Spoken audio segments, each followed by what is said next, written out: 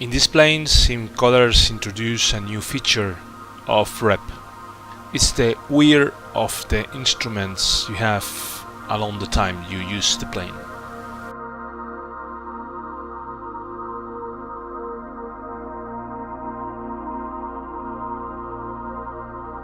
Okay, here we are again with the Siai Marchetti in another tip of it, and we are going to show you the new feature that we introduced inside of XPlane.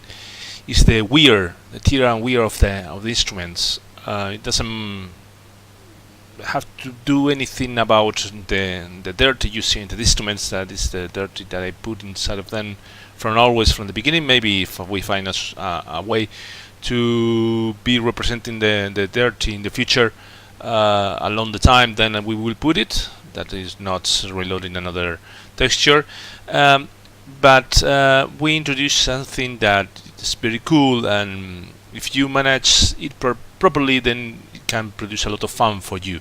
The feature is that every time when you fly the airplane at the first stages of the plane is going to be new, so everything is going to work properly. As you may see here in the hops meter, we have only 1 hour run, and it's really new. The flying you make along the hours you do, they are not going to be the same as the first hours. It's going to represent some kind of wear in the plane, of the braking, not braking but malfunctions inside of the systems of the gauges of the plane. So we can trick this one, choosing if we want to have more fun. Here in the menu, Simcoders, and then we're out to these ones. If we put a brand new, then the plane will put the hops meter into 0. Privately own a new. That means that it's more or less, well, it's only in the manual, but it's when it's privately, something is privately, you take care more of it. But if we choose, for example, flying club, then it's a mess, because everybody use it, so having a lot of issues inside of the plane. So, for example, we are going to pick up this one. As you can see, we have been 1,616 hours, so a lot of hours, of course. Flying this plane, you have to fly a lot, and you have to fly the same plane. So I think not so many people is going to reach these hours, but who knows, maybe in the future. But of course, you don't have to reach this number. You can reach whatever number. This is a representation of a lot of hours you have flown this plane. So when we just start, okay, if we put a little dark, you will see that you notice several blinkings on each instrument. Okay. If you go to the maintenance panel, you will see here that we have in instrument lining, we have to repair or replace several light bulbs.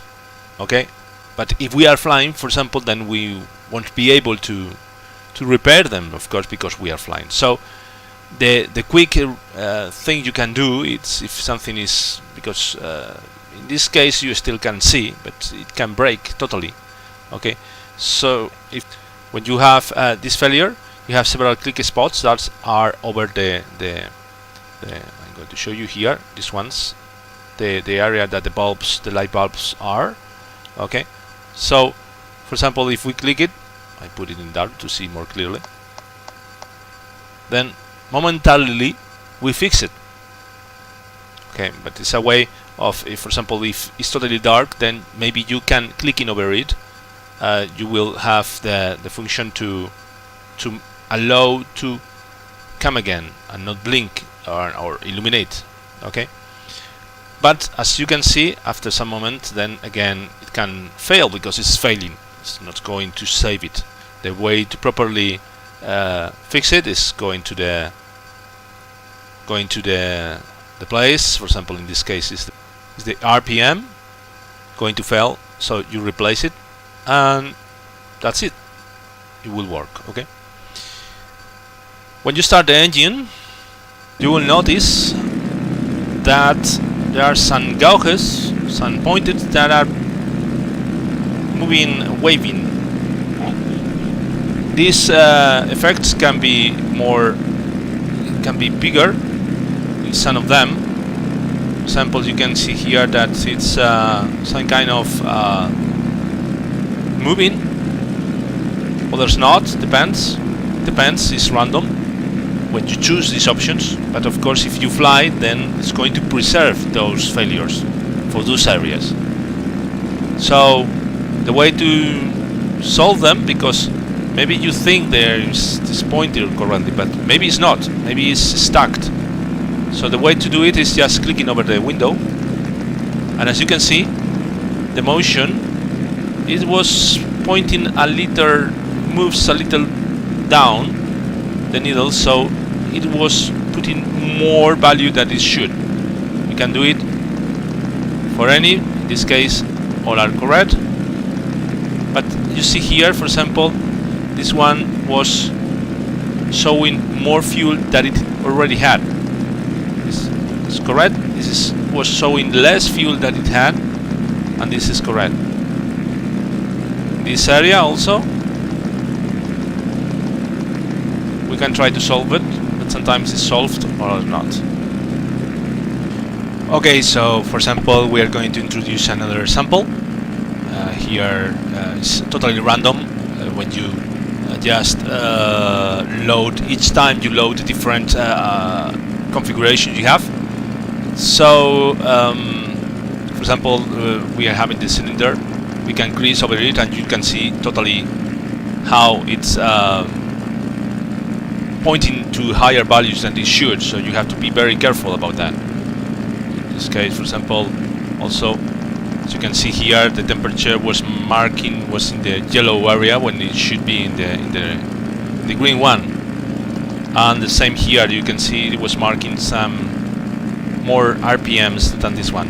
This is not only so you can see here, for example, it's here is marking lower, so you may think that you have to land because you are very it's marking always, it's going to mark maybe this one lower than the actual field you have.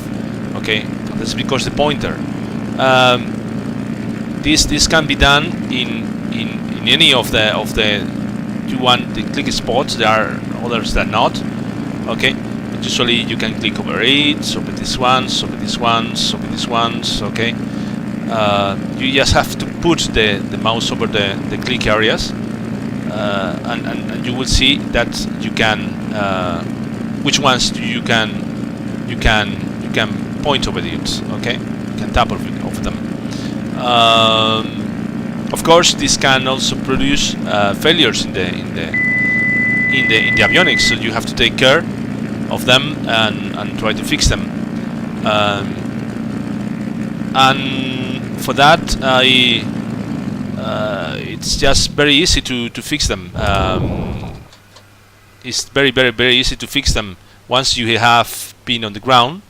You can just, for example, go to these instruments that are not calibrated. So, for example, the airspeed indicator is producing some errors. Maybe you cannot tap over it, but they are producing some errors. You can calibrate it, and it's going to be okay very quickly.